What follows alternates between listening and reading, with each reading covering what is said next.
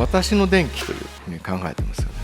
私の暮らしにどれだけの電気が必要かということは、もう一回原点に戻って考える時代が来たような気がします。ただ減らせとか電力を消費を抑えようということじゃなくて、自分に本当に必要な電気というのはどのぐらいの量で、どういったタイミングでどのような使い方をすべきかということをもう一回僕たちは考え直したいなというふうに思っています。自然豊かな環境と同化した、生活スタイルの中で何を感じてどうやって動いていくか。自分の電気は自分で使いたいように使うと。じゃあそれをどうするか。MPC ってことでやっぱり自分たちの電気だよねって、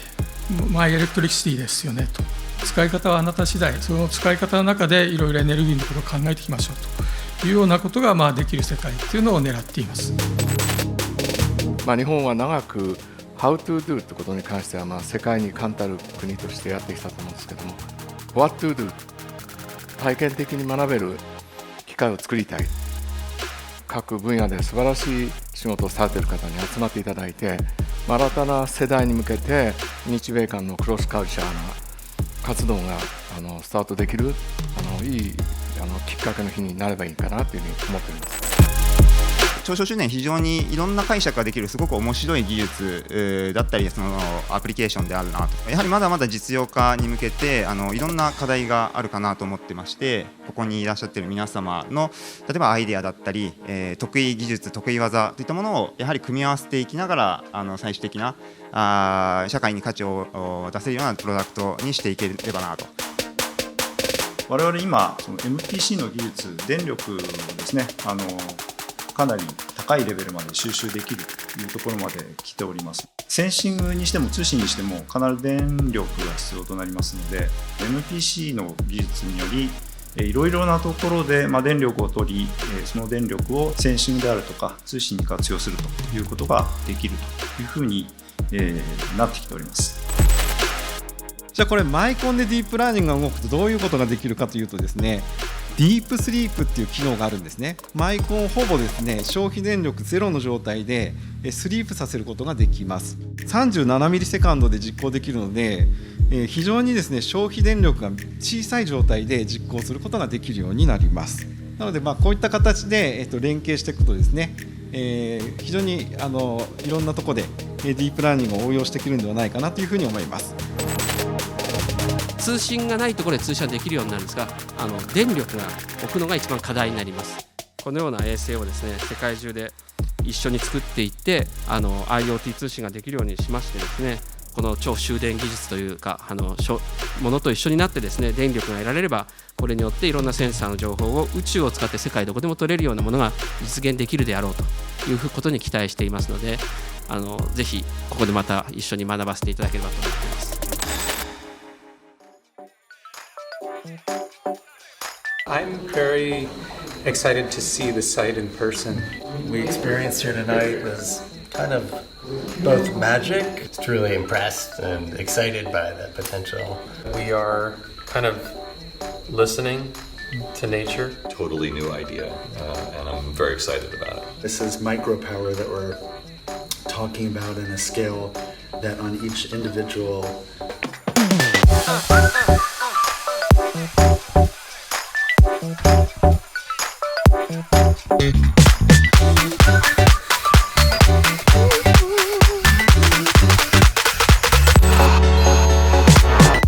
I'm going to start by describing how I believe that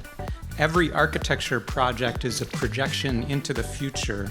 the imagination of something that doesn't yet exist, a speculation, as Professor Nakagawa just said.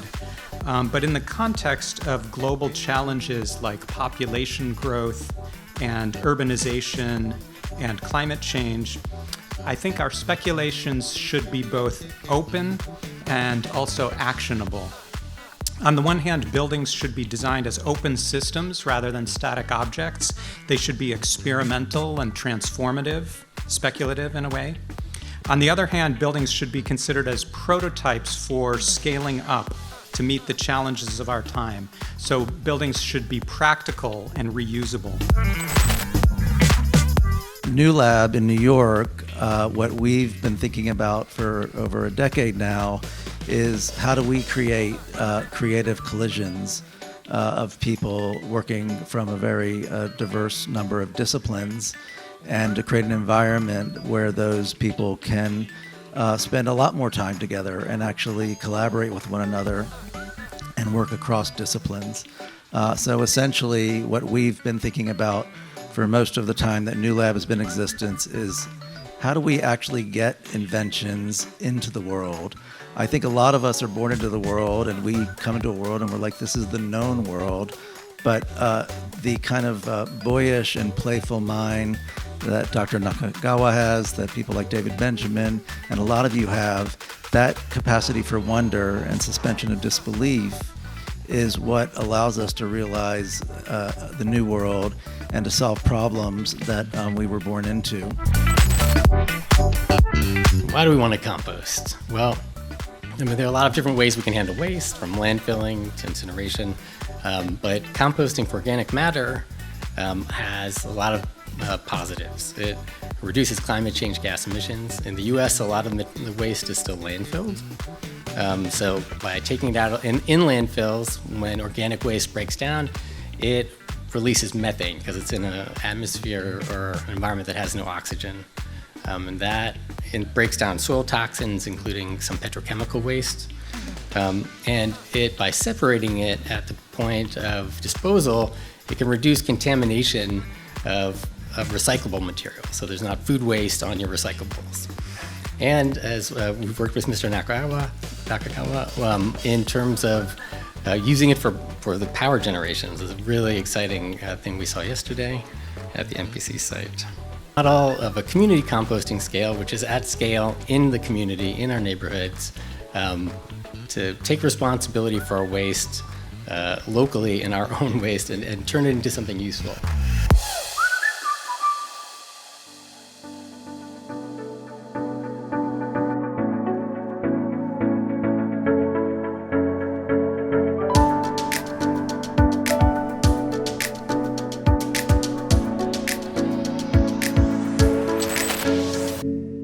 Space architecture is a real profession, is recognized by the American Institute of Astronautics and Aeronautics as the theory and practice of designing and building inhabited environments for use in space. Space architecture has some modern incarnations, most recognizably the International Space Station, which is a partnership of many nations, including Japan. On the top left is the first ever drawing or depiction of humans in microgravity. And as the spacecraft kind of became a real craft, we saw missions, we saw, geopolitical races, and what's exciting is that now the Cold War has died off. There's this emergence of the human element. How do you live in space? And there's also a lot of flirtation with what the real far future of space architecture could be. These are some famous depictions of, world-sized spacecraft, where the architecture is really now inside of the architecture, cities inside of spacecraft. And in the case of the Ring world, an entirely fictional, orbit-sized world. Why I was interested in this in the first place, why it actually matters. It matters because of the place where I started, which is to really recognize and celebrate, but also to understand that every place on Earth has a unique biological signature, a unique microbiological signature. That's why I entered into this in the first place. It might have more or less Geobacter, or it might be Geobacter hephaestus or Geobacter soli, and maybe those specific genetic variations have some effect on how much power is produced. Maybe they don't. Maybe it's only in combination with all the other microbiological elements in the soil.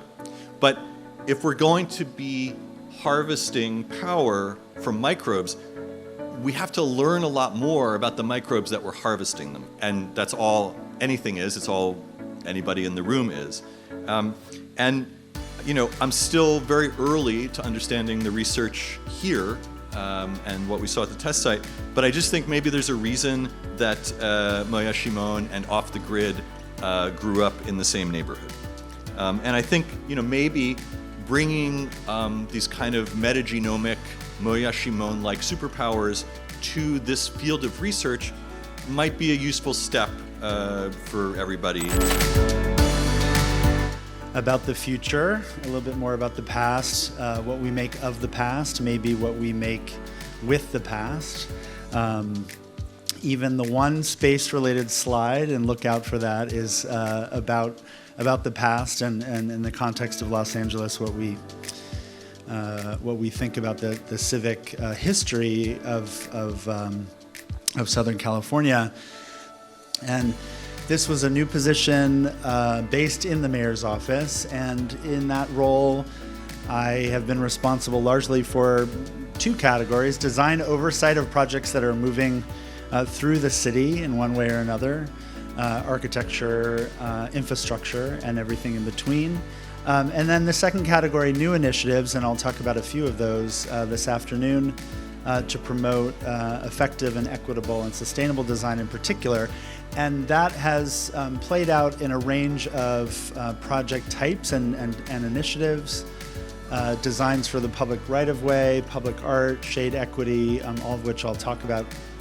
in the course of this talk, monuments, memorials, civic memory, this relationship to the past that I mentioned.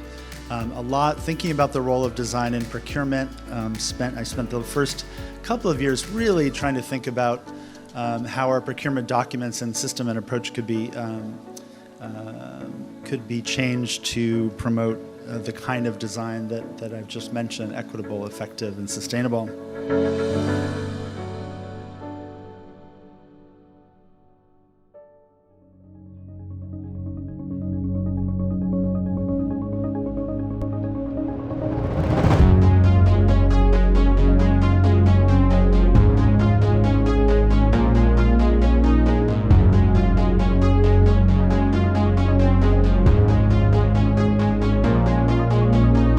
ここは茨城県常陸太田市金佐地区にありますオフグリッドテストサイトです。ここで生まれ、ここで育み、ここでさらに成長しようとしている MPC 超小集電技術の今をリポートします。地元の皆さんの多大なる協力によって MPC は環境エネルギー領域の可能性を広げようとしています。こういった土から集めた電気でサステナブルに明かりを灯すことができるのはまさに希望の光ですよね。はい。長小集電でスタンドアローンで私たちのいわゆる非常時とか生活を助けてくれるだけではなくて、未来の創造もどんどんもうすでに始まってますね。アイデアを出していこう。前も僕先生についてニューヨーク行って、それであそこの辺のそのニューラボと行った時に感動したんですよね。こういうような若者っていうかあれでいろいろ考えたものが出せるところ。先生の技術で集めてきたものをどのタイミングで何のためにっていうそこのところをきちっと作っていくっていうことだと思います。正しい時代に向けて交流の在り方みたいなものを変えていくためには何が必要なのかなってこの間言って分かったのは、やっぱり人のネットワークとかそういう対話とかですね、やっぱりそういう環境をどう作るかっていうことが大事だし、大事なことはそのフューチャーブレインラボっていうのはやっぱり我々の意識の中にあればいいことなんだなって非常に感じがしました。人間生き延びるためのものがデザインだと僕言ってきてまして、生き延びるための力ってものが我々の文化を作り上げてきていると。最初に自分がこの仕事をやりだした頃にちょっと原点を回帰しながら、電気がなかった時代で今の電気をどう見るかっていうのをしっかりと考えながら皆さんの力を借りてやっていきたいと思いますので、それに応えられるように我々もしていきたいと思いますので、もう一度皆さんの方から今日のゲストに拍手をいただいて終わりにしたいと思います。どうもありがとうございました。